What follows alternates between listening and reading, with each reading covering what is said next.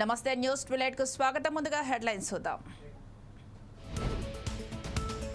తిరుమలను ప్రక్షాళన చేస్తామన్న బాబు, పూర్వ వైభవం తీసుకొస్తామని హామీ.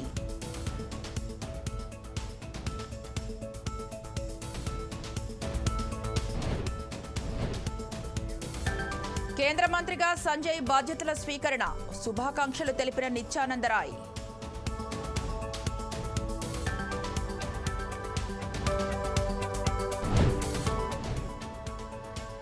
ఎమ్మెల్సీగా నవీన్ కుమార్ ప్రమాణం చేయించిన మండలి చైర్మన్.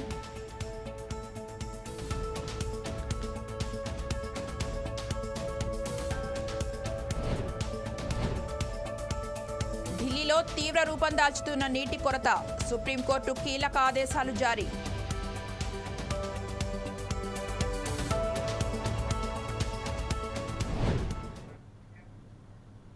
తిరుమల గిరులను ప్రక్షాళన చేస్తామని చంద్రబాబు తెలిపారు. ఇవాళ శ్రీవారిని దర్శించుకున్న ఆయన ఈ వ్యాఖ్యలు చేశారు. గత 5 ఏళ్లలో తిరుమల అభివృద్ధి నోచుకోలేదని తెలిపారు. తిరుపతికి పూర్వ వైభవం తీసుకొస్తామని తెలియజేశారు.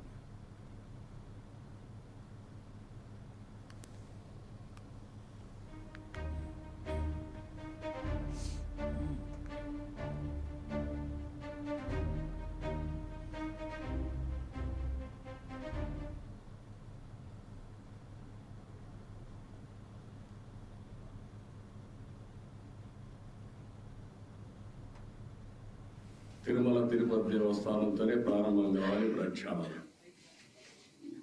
ప్రసాద నీని లేకపోతే పరిశుభ్రత అన్నిటికీ తిరోధకాలు చేశారు. తిరుమల ఒక పవిత్రమైన దివ్యక్షేత్రం. ఈ పవిత్రమైన దివ్యక్షేత్రాన్ని అపవిత్రం చేయడం భావ్యం కాదు. తెల్లవారుజామున 3 గంటలకు సుప్రభాత దర్శనానికి వస్తే వైకుంఠం అంటే మనకు తెలియదు, పుస్తకాలను చదువుతాం. వైకుంఠానికి పోవాలని కోరుకుంటాం చనిపోయిన తర్వాత. ఆ సమయంలో ఇక్కడికి వచ్చి వెంకటేశ్వర స్వామి దర్శనం చేసుకుంటే వైకుంఠంలో ఉన్న అనుభూతి మీకు కలుగుతుంది. నేను ఎన్నోసార్లు ఫీల్ అయ్యా, ఇప్పుడు కూడా ఫీల్ అవుతున్నా. అందుకే నేను ఇక్కడికి వచ్చినప్పుడు అన్ని విషయాలు మర్చిపోయి ఒక పవిత్రమైన భావంతో పోవాలి. ఒకే స్లోగన్ ఉండాలి. 7 కొండలవాడ వెంకటరమణ గోవింద గోవింద తప్ప, ఓం నమో వెంకటేశాయ తప్ప వేరే స్లోగనే ఉండకూడదు, వేరే వ్యక్తి జ్ఞాపకం రాకూడదు. ఆ పేరుతోనే మొత్తం ప్రక్షాళన చేస్తాం. మళ్ళీ భారతదేశం కాకుండా ప్రపంచం మొత్తం అభినందించే విధంగా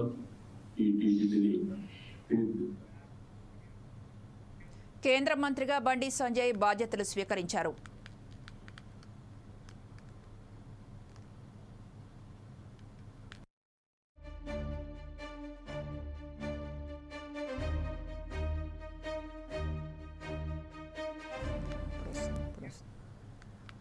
ఇవాళ ఉదయం ఢిల్లీలో ఉన్న నార్త్ బ్లాక్లోని కేంద్ర హోంశాఖ కార్యాలయంలో కేంద్ర హోంశాఖ సహాయ మంత్రిగా బాధ్యతలు చేపట్టారు బండి సంజయ్.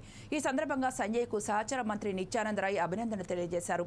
కేంద్ర హోంశాఖ సహాయ మంత్రిగా తన బాధ్యతలను ప్రజల కోసం, ప్రజల రక్షణ కోసం పనిచేస్తానని బండి సంజయ్ తెలిపారు.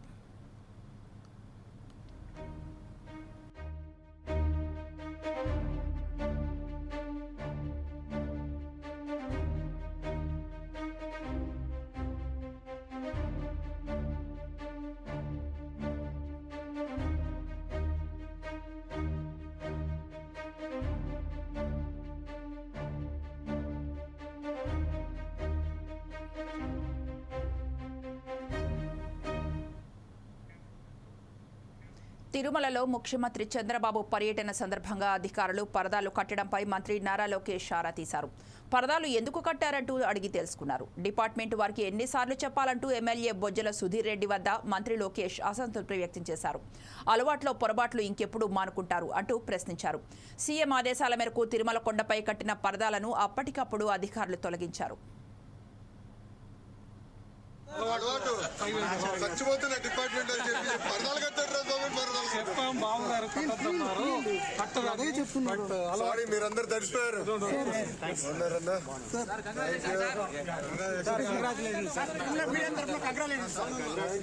చాలా పనులు ఉన్నాయిలే. ఇప్పుడు కుర్చీ ఎక్కడ ఉంది, టేబుల్ ఎక్కడ ఉంది, తుక్కునేదానికి సరిపోతుంది. థ్యాంక్ యూ అన్న. స్టేట్ లో మడత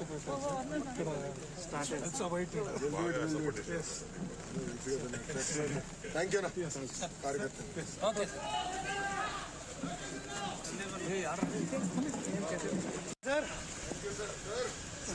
సార్ లోకేష్ సార్ సేతు సేతు sir sir sir sir sir sir sir sir Lokesh గారు సార్ కంగ్రాట్స్ సార్. ఏం పరదాలు కట్టారు?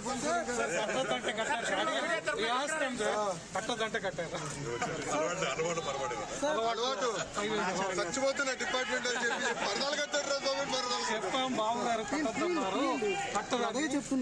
సారీ మీరందరూ తడిసిపోయారు.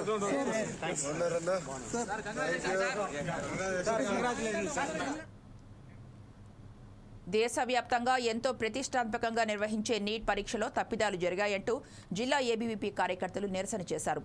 ఎన్టీఏ అధికారులపై చర్యలు తీసుకోవాలని అన్నారు. పరీక్షలను మళ్లీ నిర్వహించాలని డిమాండ్ చేశారు.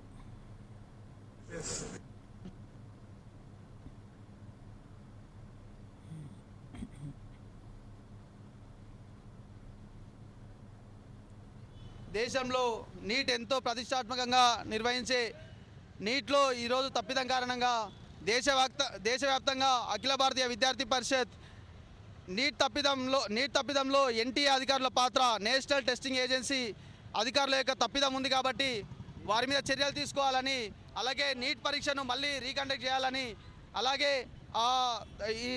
ఈ పేద విద్యార్థులు ఈ నీట్ ఎగ్జామ్లో తప్పిదం కారణంగా పేద విద్యార్థులు చాలా లాస్ అవుతూ ఉన్నారు. అట్లాంటి విద్యార్థులను ఆదుకోవాలని ఈరోజు అఖిల భారతీయ విద్యార్థి పరిషత్ దేశవ్యాప్తంగా ఎన్టీఏ అధికారులపై చర్యలు తీసుకోవాలని దేశవ్యాప్తంగా ఉద్యమాలు చేస్తూ ఉంది.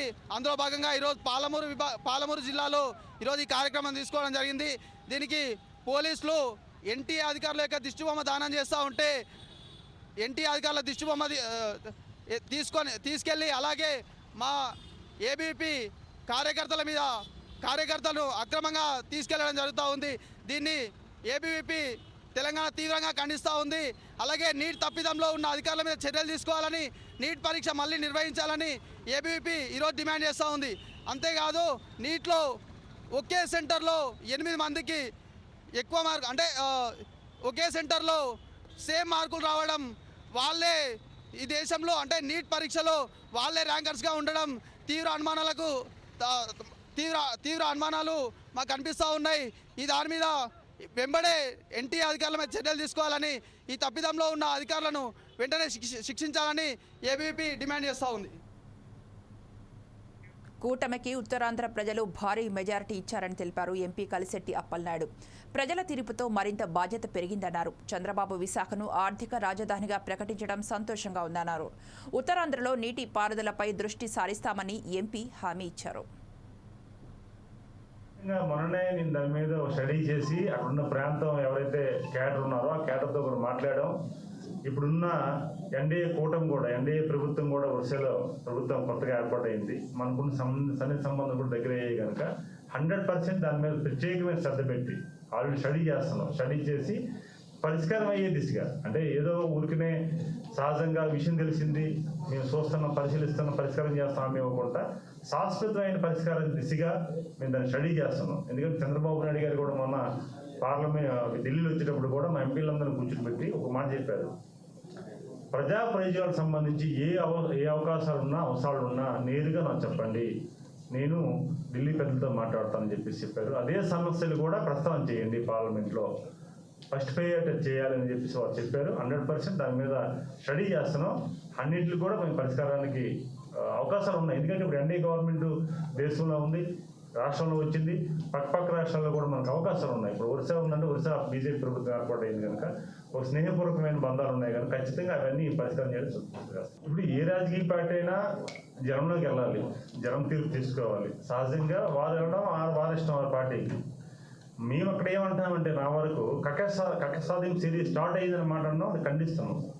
బాధ కలిగిస్తుంది ఆ మాటని. ఎందుకంటే ఒక బాధ్యత గల ప్రతిపక్షవాద ప్రజలు మీకు ఇవ్వనప్పుడు కూడా ఒక పార్టీకి నాయకత్వం వహిస్తున్న మీకు ప్రతిపక్ష పాత్ర ఎలా ఉండాలి, ఏ సందర్భంలో మాట్లాడాలి, ఎలాగ పబ్లిక్ని అంటే డైవర్ట్ చేసే ఆహ్వానం చేయకూడదు. ఎందుకంటే ఇప్పుడున్న ఈ 5 కోట్ల ఆంధ్రులు చాలా ఆనందంతో గౌరవంతో ఈ రాష్ట్రంలో ఏదైతే మేము కోరుకున్నాం బలంగా ఈ ప్రభుత్వం వచ్చిందో చంద్రబాబు నాయుడు గారు ముఖ్యమంత్రి అయ్యారని ఒక ఆనంద సమయంలో మీరు డైవర్ట్ చేసే వ్యాఖ్య చేయడం వల్ల మీరు తగ్గుతారు తప్ప ప్రజలు కానీ ప్రభుత్వం కానీ ఇబ్బంది పడే పరిస్థితి ఉండదు. ఎందుకంటే ప్రజా ప్రయోజనం ముఖ్యమైన ప్రభుత్వం చంద్రబాబు నాయుడు గారు ప్రజా ప్రభుత్వం ఏర్పాటైంది కనుక ప్రజలు మేలుకి చేసే పరిస్థితి కూడా వస్తుంది. ఎందుకంటే ఈరోజు మనం చూసుకున్నాం ట్రాఫిక్ నిబంధనలు కూడా వారు ట్రాఫిక్లో కూడా నిన్న వచ్చారు, ఎక్కడ కూడా ఆంక్షలు విధించొద్దని చెప్పి పదే చెప్తున్నారు.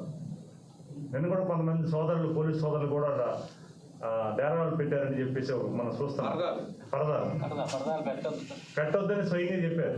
అంటే ఇవన్నీ కూడా ఏంటంటే 1 by 1 వారికి అలవాటు అవ్వచ్చు. సహజంగా ఏంటంటే వారు చెయ్యాలని కాదు, అలవాటుగా చేయొచ్చు. కానీ అవన్నీ కూడా బ్రేక్ అవుతున్నాయి. 100% ప్రజా క్షేత్రంలో వెళ్ళడం తప్పు. మేము పట్టం వెళ్ళాలి, వెళ్ళకపోతే ఎక్కడ అవుతుంది? వెళ్ళాలి, అవసరం. ఎందుకంటే మేము ప్రతిపక్షాన్ని గౌరవించే ప్రభుత్వం మా నాయకత్వం. వెళ్ళాలి, ప్రశ్నించాలి. కానీ ప్రశ్నించే విధానాన్ని తప్పడుతున్నాం. ప్రశ్నించకూడదు. ప్రభుత్వం ఏర్పాటు కాకముందు మీరు ప్రశ్నలు చేసి ఏదో డైవర్ట్ చేసే ఆలోచన వస్తే ప్రజలు గమనించారు. అందుకే మేము ఇప్పుడు కూడా అంటే ప్రజల ఆలోచనల్ని ప్రజల విషయాల్ని అర్థం చేసుకొని మేము మాట్లాడతాం. ప్రజల కోసం ఆలోచించే మనుషులు కనుక మా నాయకుడు కానీ మేము కానీ ఆ లైన్లో వెళ్తాం. తెలియదు. తెలంగాణ శాసనమండలిలో ఎమ్మెల్సీగా నవీన్ కుమార్ ప్రమాణ స్వీకారం చేశారు. మండలి చైర్మన్ గుత్తా సుఖేందర్ రెడ్డి ఆయనతో ప్రమాణం చేయించారు. మహబూబ్ నగర్ స్థానిక సంస్థల ఎమ్మెల్సీగా నవీన్ కుమార్ బీఆర్ఎస్ నుంచి పోటీ చేసి గెలిచారు. ఈ కార్యక్రమానికి శ్రీనివాస్ గౌడ్, నిరంజన్ రెడ్డి హాజరయ్యారు. నాగర్కుంట నవీన్ కుమార్ రెడ్డి అని నేను శాసన పరిషత్ సభ్యునిగా ఎన్నికైనందున శాసనం ద్వారా నిర్మితమైన భారత రాజ్యాంగం పట్ల నిజమైన విశ్వాసం, విధేయత చూపుతానని, భారతదేశ సార్వభౌమత్వాన్ని సమగ్రతను కాపాడుతానని, నేను స్వీకరించబోయే కర్తవ్యాన్ని శ్రద్ధాశక్తులతో నిర్వహిస్తానని దైవ సాక్షిగా ప్రమాణం చేస్తున్నాను.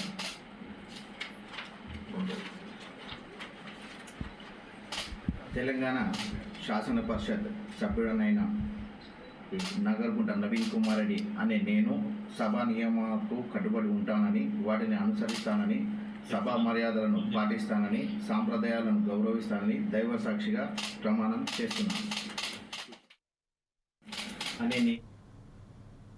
జయశంకర్ భూపాలపల్లి జిల్లా రేగొండలో దొంగలు బీభత్సం సృష్టించారు. సురేష్ ఆచార్యులు నివాసంలో 5 లక్షలు విలువ చేసే 9 తులాల బంగారాన్ని చోరీ చేశారు. ఈ ఇంట్లో ఎవరూ లేని సమయంలో దొంగతనం జరిగినట్లు బాధితులు తెలిపారు. పోలీసులకు ఫిర్యాదు చేయగా కేసు నమోదు చేసి దర్యాప్తు చేస్తున్నట్లు తెలిపారు.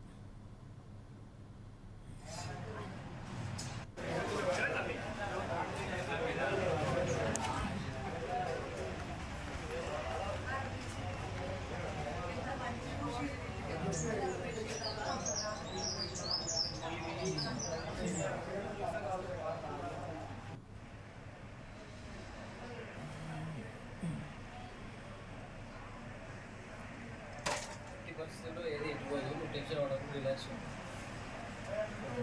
కొంచెం టెన్షన్ అవసరం లేదు. వస్తే దొరుకుతుంది ఛాన్సెస్ ఇన్స్పెక్ట్ బయట దొరుకుట్లా ఇది ఏదైనా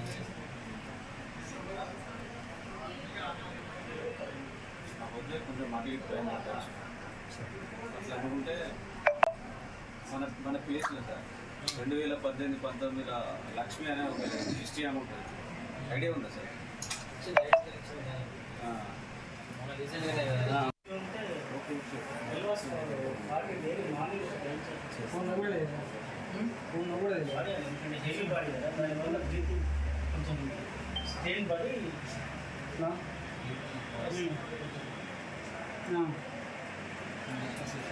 అర్ధగంట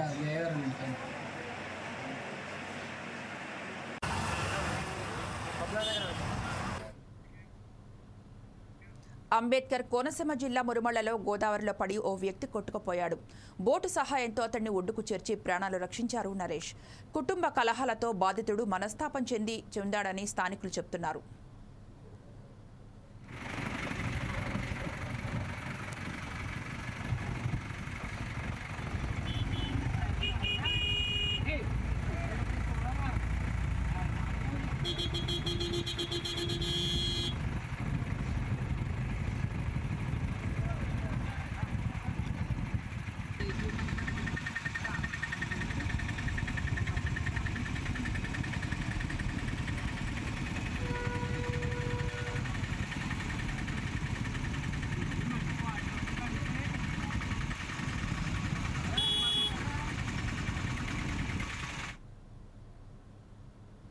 నీట్ పరీక్షను రద్దు చేయాలంటూ మహబూబ్నగర్లోని తెలంగాణ చౌరస్తాలో ఏఐఎస్ఎఫ్ ఆధ్వర్యంలో నిరసన కార్యక్రమాన్ని చేపట్టారు.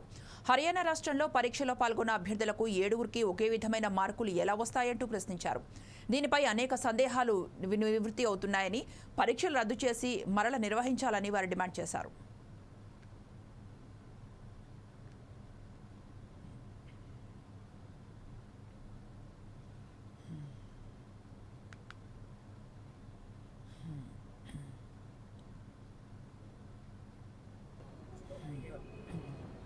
నా పేరు లక్ష్మణ్ ఏఐఎస్ఎఫ్ మహబూబ్నగర్ జిల్లా అధ్యక్షుడు.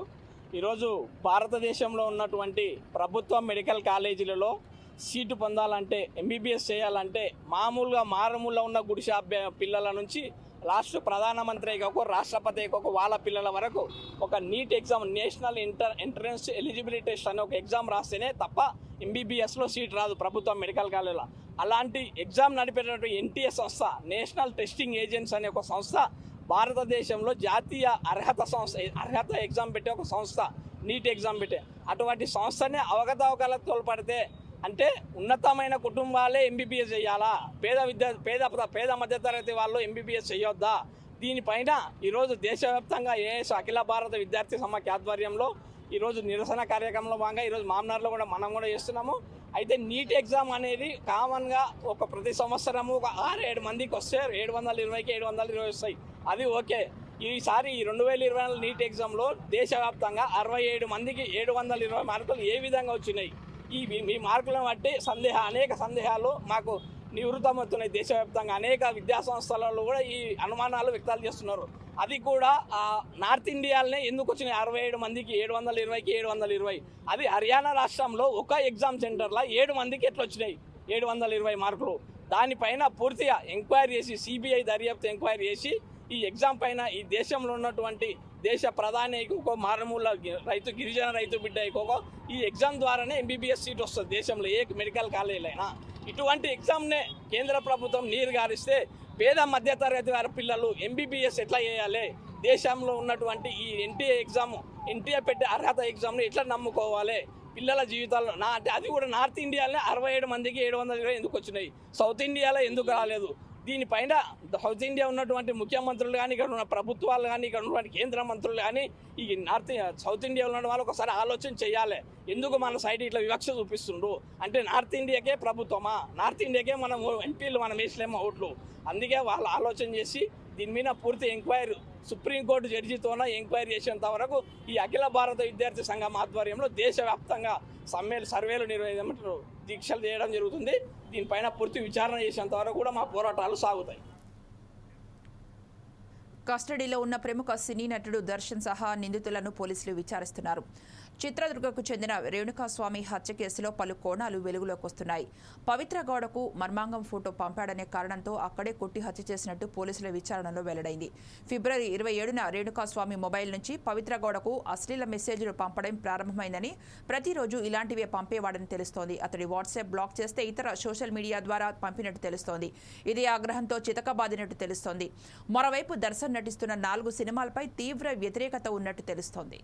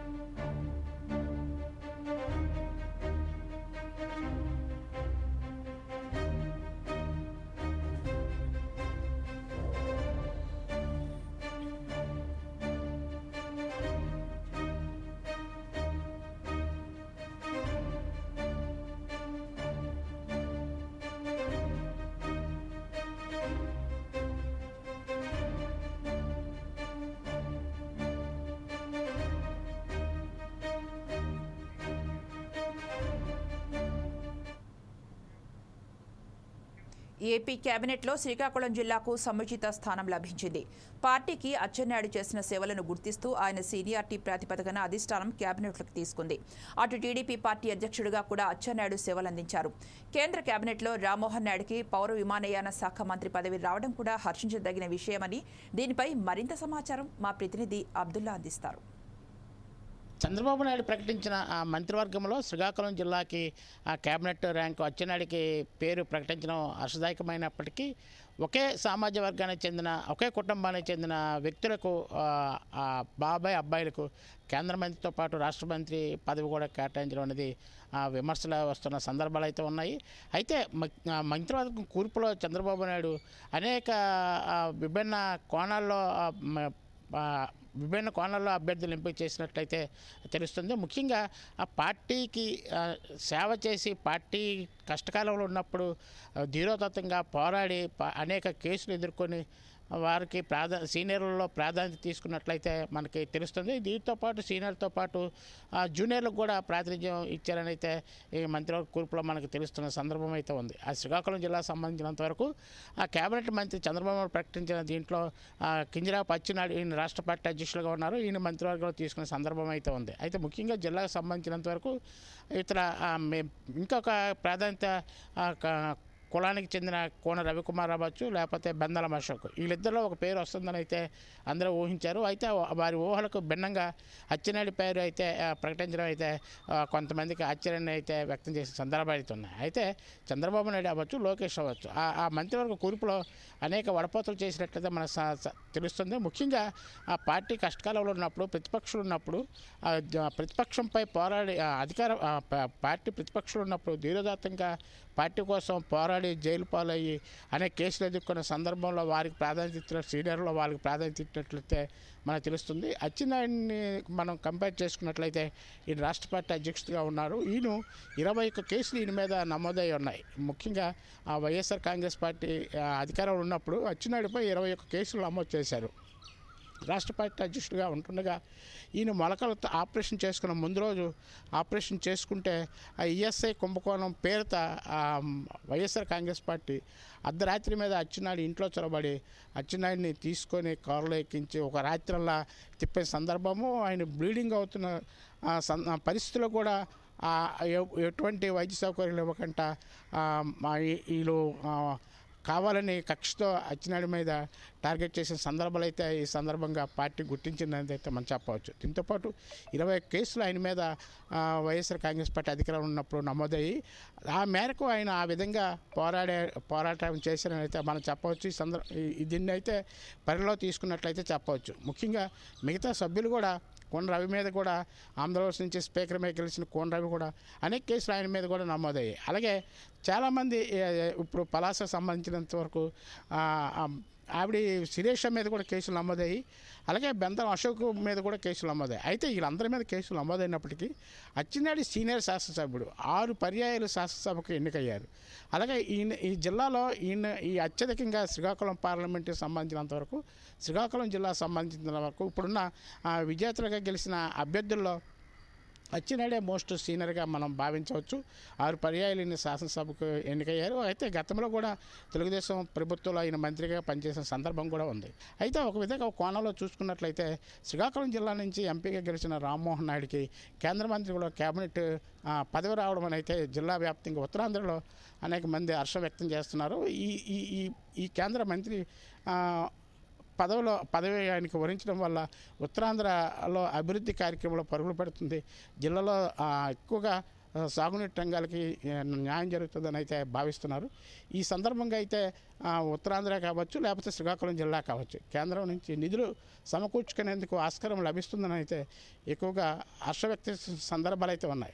అయితే రాష్ట్ర మంత్రివర్గానికి సంబంధించినంత వరకు భిన్నాభిప్రాయాలు అయితే అవుతున్నాయి.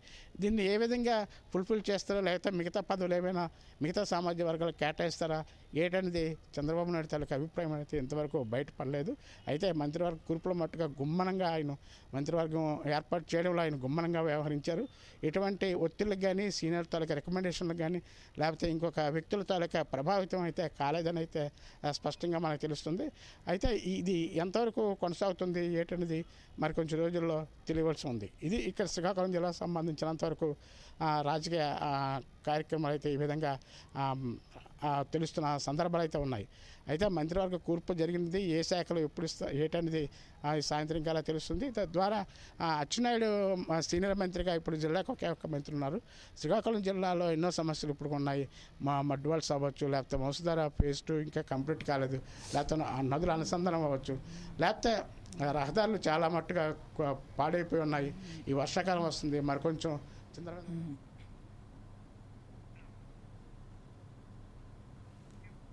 ఆంధ్రప్రదేశ్ సచివాలయంలో ముఖ్యమంత్రి చంద్రబాబు నాయుడు ఫైళ్లపై సంతకాలు చేశారు. సంతకాలు చేసి అక్కడున్న సభ్యులతో మాట్లాడుతున్నారు. ఇప్పుడు సచివాలయం నుంచి లైవ్ చూద్దాం.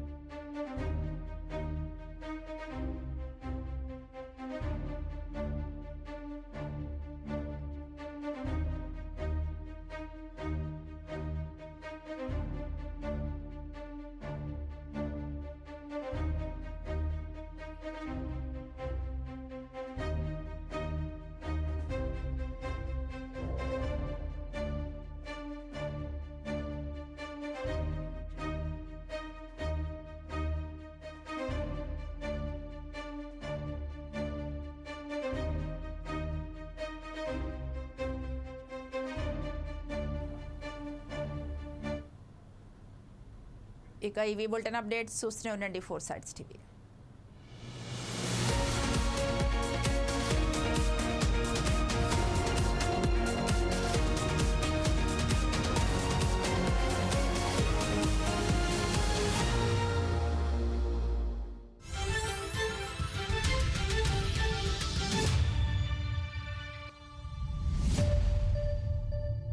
India's first hybrid channel, 4 Sides TV, from 4 Sides Network.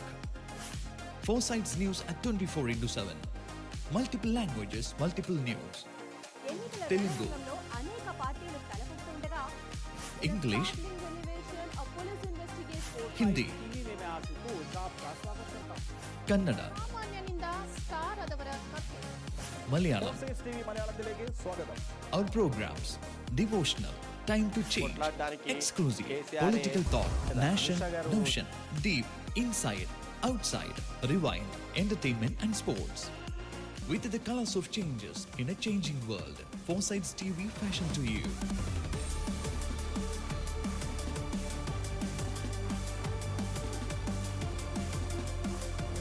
The complete investigation for all news and fashions from Foresights TV.